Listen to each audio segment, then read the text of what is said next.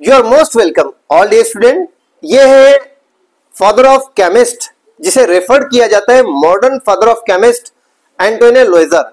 इन्होंने बहुत से केमिकल कंबस्शंस परफॉर्म किए और यहाँ पर law of conservation of mass इन्होंने ही रिप्रेजेंट किया था। Law of conservation of mass है क्या, इसको समझने के लिए इनके एक एक्सपेरिमेंट की हम थोड़ा डिटेल देखते हैं। उस डिटेल में आप देखोगे इन्होंने एक फास्फोरस का कंबस्शन रिएक्शन शो किया था। फास्फोरस यहाँ पर जलाया था। अगर आप फास्फोरस को यहाँ पर एयर के प्रेजेंस में कंबस्ट करोगे तो ऑक्सीजन जो एयर में प्रेजेंट है वो फास्फोरस के साथ कंबाइन होकर फास्फोरस पेंटॉक्साइड बनाता है।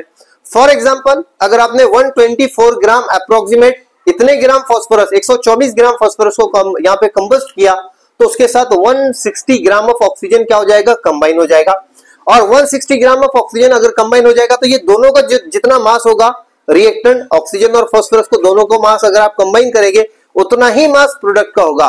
तो जितना मास रिएक्टेंट का होता है उतना ही मास प्रोडक्ट का होता है जब भी कोई केमिकल रिएक्शन कैरिड आउट होती है या फिजिकल चेंजेस होते हैं।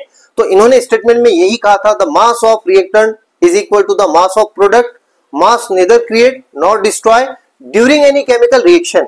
अब यहां पर सेकंड वन एग्जांपल, अगर आप सोडियम सल्फेट का रिएक्शन कैल्शियम क्लोराइड से करवाते हैं जो स्क्रीन पर आपको दिखाई दे रहा है, तो यहां पर आप लेफ्ट हैंड साइड में देखोगे तो जो रिएक्टेंट है इसका मास, जब ये दोनों रिएक्ट करेंगे तो इससे जो प्रोडक्ट बनेगा calcium sulphate along with sodium chloride, ये दोनों ही रिएक्टेंट और ये प्रोडक्ट दोनों के मास कैसे इक्वल हैं।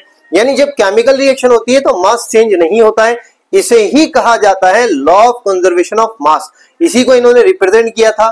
सो एक्सपेक्ट करते हैं law of conservation of mass समझ में आया होगा। टॉपिक क्या है, ये जो कंसेप्ट है 1789 में यहाँ पर एंटोनियो लोइजर, जिसे फादर ऑफ केमिस्ट कहा जाता है, इन्होंने रिप्रेजेंट किया था।